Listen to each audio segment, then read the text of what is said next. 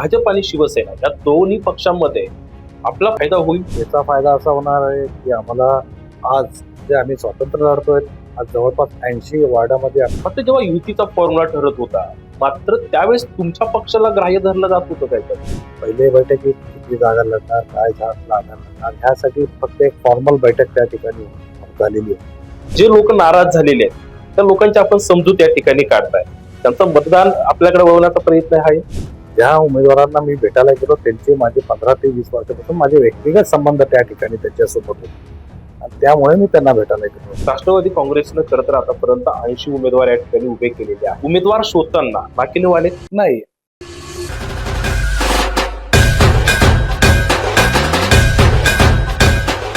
मंडळी नमस्कार, मी निर्घोष संगीता त्रिभुवन एनआरटी न्यूजच्या गुलाल कुणाचा या विशेष कार्यक्रमात तुमचं सर्वांचं स्वागत करतोय. छत्रपती संभाजीनगरची महानगरपालिका निवडणूक आता चांगलीच रंगलेली आहे. राजकारण चांगलंच तापलेलं आहे. भाजप आणि शिवसेना हे दोनही पक्ष सध्या स्वबळावर या ठिकाणी ही निवडणूक लढवत आहेत. या दोनही पक्षांमध्ये जे इच्छुक उमेदवार होते ते प्रचंड या ठिकाणी नाराज झालेले आहेत. भाजप आणि शिवसेनेच्या भांडणामध्ये, त्यांच्या सगळ्या गोंधळामध्ये एका पक्षाला प्रचंड स्कोप आलेला आहे आणि तो पक्ष म्हणजे अर्थातच राष्ट्रवादी अजित पवार गट.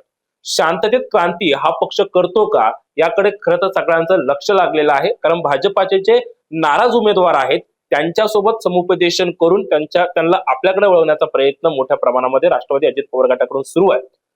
निवडणुकीच्या या सगळ्या वातावरणामध्ये आज आपल्या या विशेष कार्यक्रमामध्ये सहभागी झालेले आहेत राष्ट्रवादी काँग्रेस पक्षाचे शहर अध्यक्ष अभिजित देशमुख. दादा, खूप स्वागत आहे तुमचं एनआरटी न्यूज मध्ये. खरं तर संभाजीनगरमध्ये यावेळेस गुलाल कुणाचा आहे? गुलाल कोणाचा? राष्ट्रवादी शिवाय त्यावेळेस कोणाचाही महापौर होऊ शकत नाही असं मी ह्या ठिकाणी आज आपल्याला सांगू शकतो. आणि गुलाल कोणाचा हे येणाऱ्या 15 तारखेला आपल्या छत्रपती संभाजीनगर मधील सगळे जे सुज्ञान नागरिक आहेत ते ठरवणारच आहे. पण मी आज ह्या ठिकाणी एवढं सांगू इच्छितो की राष्ट्रवादी शिवाय कोणाचाही महापौर त्या ठिकाणी बसणार नाही. दादा, आपण जर पाहिलं तर सध्या महायुती या ठिकाणी झालेली नाहीये. फक्त जेव्हा युतीचा फॉर्म्युला ठरत होता, मात्र त्यावेळेस तुमच्या पक्षाला ग्राह्य धरलं जात होतं का याच्यामध्ये? हे बघा, सर्वप्रथम आमची जी बैठक त्या ठिकाणी भाजप कार्यालयामध्ये झाली होती, त्या ठिकाणी त्यांचे जिल्हाध्यक्ष, आमदार आणि त्यांचे प्रमुख कार्यकर्ते त्या ठिकाणी उपस्थित होते. पहिले बैठकीत किती जागा लढणार, काय जागा लढणार ह्यासाठी फक्त एक फॉर्मल बैठक त्या ठिकाणी झालेली होती. आम्ही त्या ठिकाणी त्यांना दिला की आम्हाला ह्या ठिकाणच्या जागा द्या, ह्या ठिकाणी आमच्याकडे सक्षम असं कार्यकर्ते कॅन्डिडेट आहेत. त्यांनी आमच्या सगळ्या गोष्टी ऐकून घेतल्या. त्याच्यानंतर त्यांनी सांगितलं की आपण 2 दिवसानंतर परत त्या ठिकाणी बसू. 2 दिवसानंतर त्याचा काही कॉल आला नाही. त्यानंतर मी परत त्यांना कॉल केला की बाबा काय करायचं, कधी बसायचं. ते म्हणे अजून आम्हाला दोघा सेना भाजपचे बोलणे चालू आहे, त्याच्यानंतर आम्ही तुम्हाला फोन करू. पण त्यांनी आम्हाला कधीच एक पण कॉल केलेला नाही आणि आम्हाला त्या ठिकाणी बैठकीसाठी पण बोलवलं नाही. आणि माझा स्वतःचा असा समज झाला की बाबा यांना सर्व हे जे तिकीट आहे हे यांच्या घरामध्ये द्यायचे आहेत. घराण्याशाही यांना रुजवायची आहे. कोणाला घरात भावाला तिकीट द्यायचंय, कोणाला बहिणीला तिकीट द्यायचंय, कोणाला आपल्या मुलाला द्यायचंय, कोणाला नातूला द्यायचंय, कोणाला भाच्याला द्यायचंय किंवा जवळचे नातेवाईक जे मंडळी असतील अशा लोकांना यांना त्या ठिकाणी दोन्ही पक्षांना द्यायचं आहे. आणि त्यांनाच जागा कमी पडतायत त्यांच्या स्वतःसाठी, तर ते राष्ट्रवादीला कुठे जागा देतील? त्यामुळे मी शेवटच्या 3 दिवस अगोदर आम्ही स्वतःहून ती युती त्या ठिकाणी तोडली. बरं, आता भाजप आणि शिवसेना यांच्यामध्ये खरं प्रचंड वाद या ठिकाणी सुरू आहे.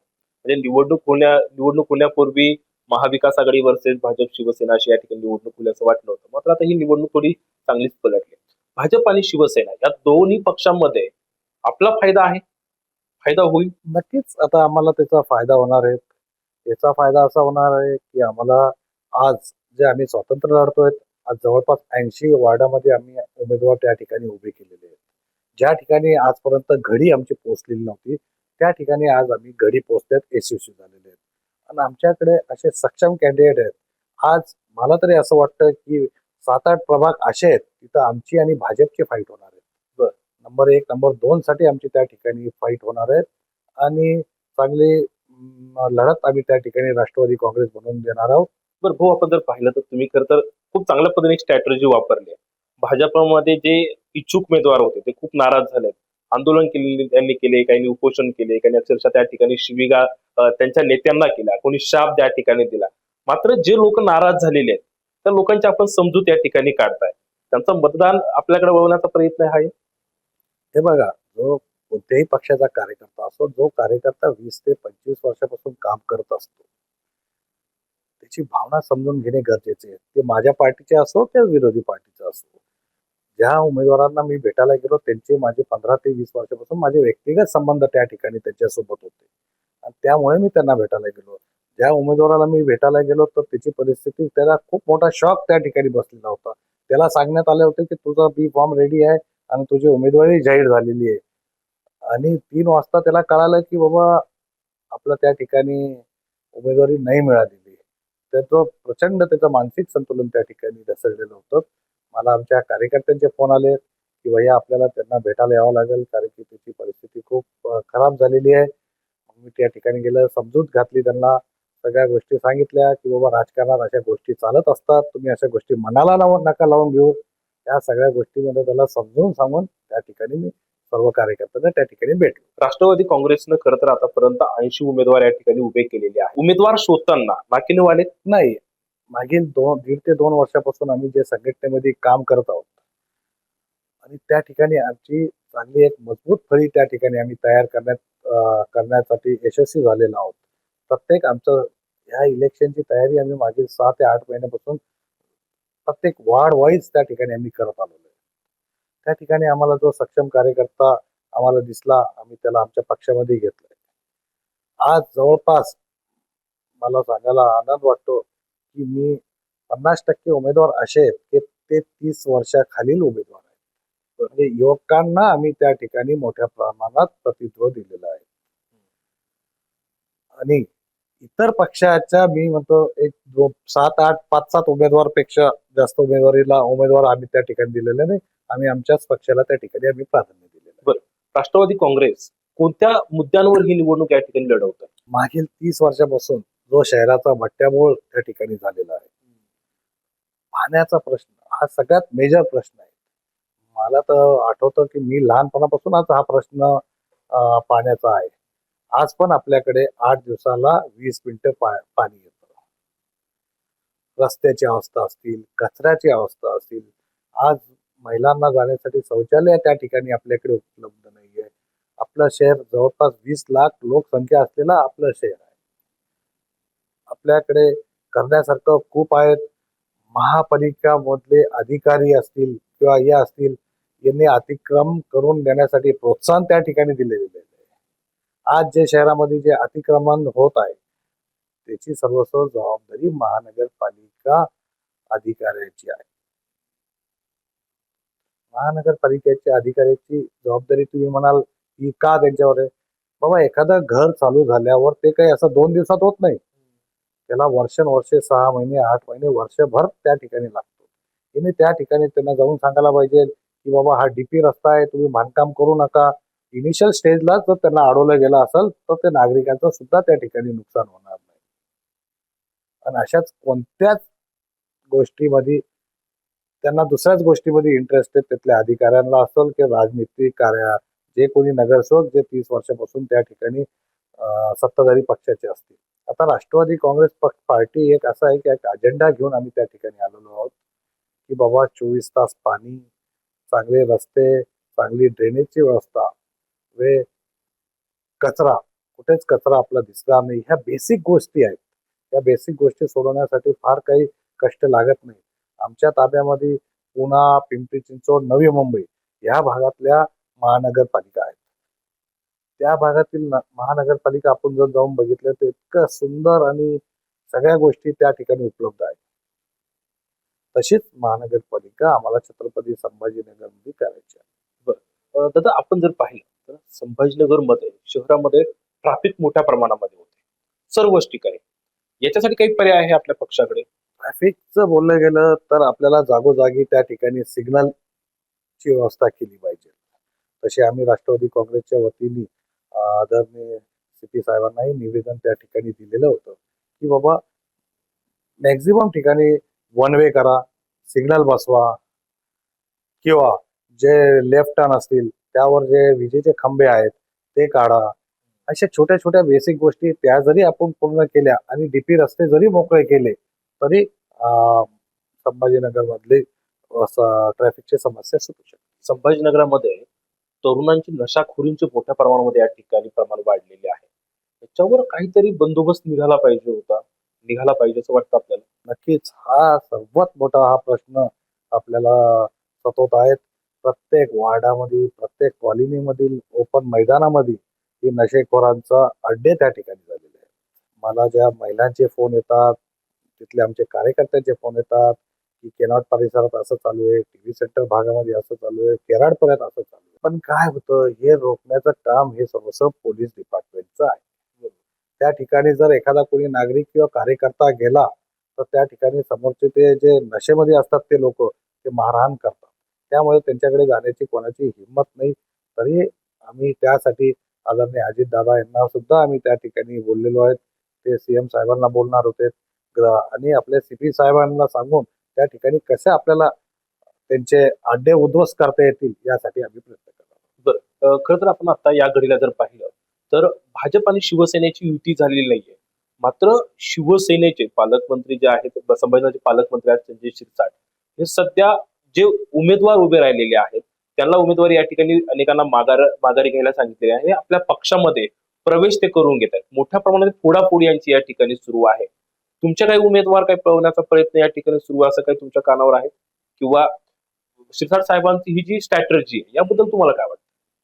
तसं तर आमच्या राष्ट्रवादी काँग्रेस पार्टीचे कार्यकर्ते फार सक्षम आहेत.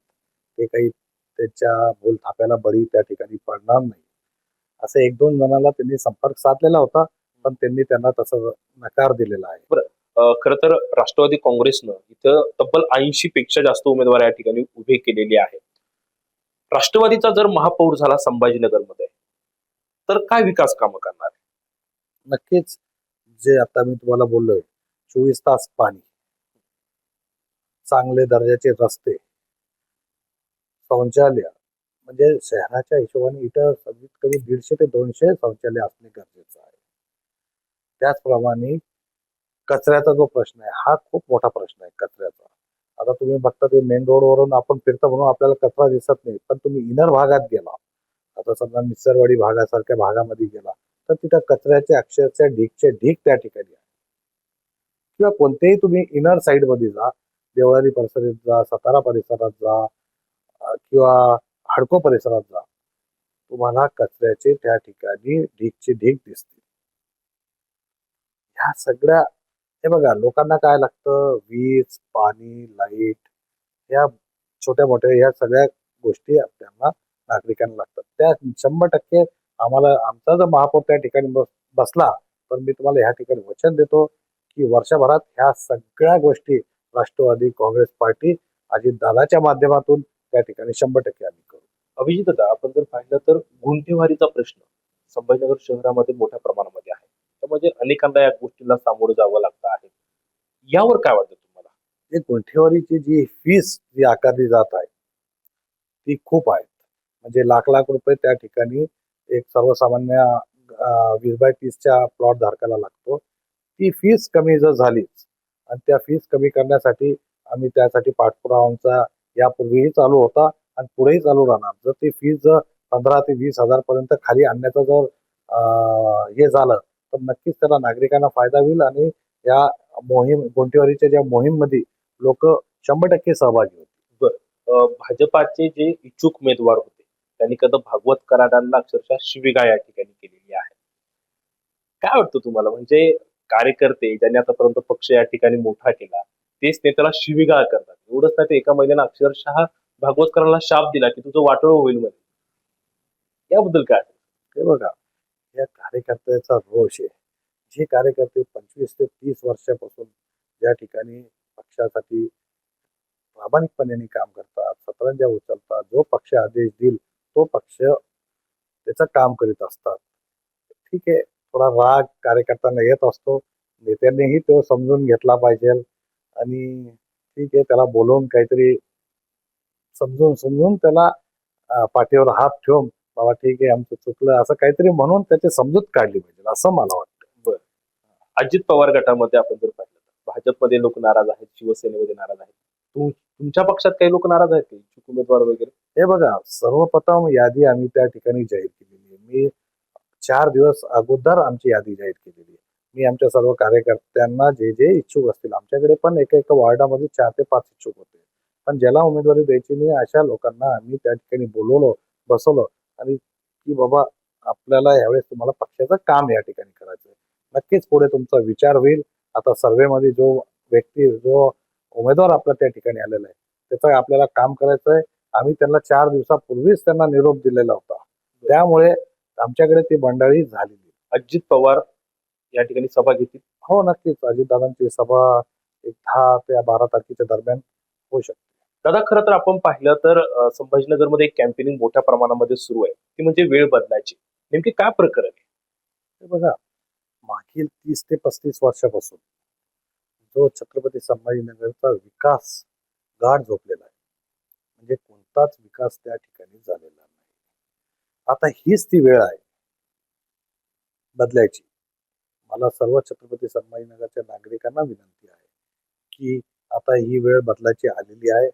तरी तुम्ही आम्हाला सर्व सर्व नागरिकांनी साथ द्यावा. राष्ट्रवादी काँग्रेस पार्टीच्या घड्याळी ह्या निशाणीवर मतदान करून आपल्याला ही वेळ बदलायची आहे. संभाजीनगरमध्ये आपण पाहिलं तर पार्किंगचा प्रश्न फार त्या ठिकाणी लोकांना त्रास देतोय. म्हणजे पार्किंगचा प्रश्न तुमच्या पक्षाकडून मार्गी लागेल? हो, नक्कीच आम्ही तो प्रश्न सोडवू शकतो. छत्रपती संभाजीनगरमध्ये अशा बरेच भाग आहेत त्या ठिकाणी महानगरपालिकेचे ओपन स्पेस त्या ठिकाणी उपलब्ध आहेत. अशा ठिकाणी आपल्याला पार्किंगची व्यवस्था करता येऊ शकते.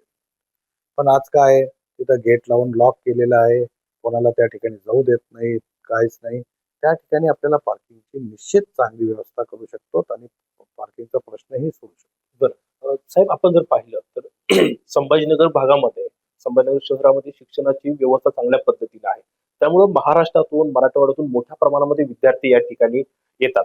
मात्र विद्यार्थिनीचे जे आहे ते मोठ्या प्रमाणामध्ये छेडछाडीचे प्रकार मोठ्या प्रमाणामध्ये वाढलेले आहेत. पोलीस स्टेशनमध्ये कायम तक्रारी या ठिकाणी केलेल्या आहेत. हे थांबलं पाहिजे. हेही आम्ही प्रत्येक पोलीस कमिशनरला विनंती केली होती की जे दामिनी पथक त्यांनी जे स्थापन केले आहे, ते जास्तीत जास्त ते पथकांची संख्या वाढवा. जेणेकरून काय होईल, ते पथक जर त्या एरियामध्ये जर फिरला तर त्या मुलींना त्या ठिकाणी सुरक्षित असं वाटेल.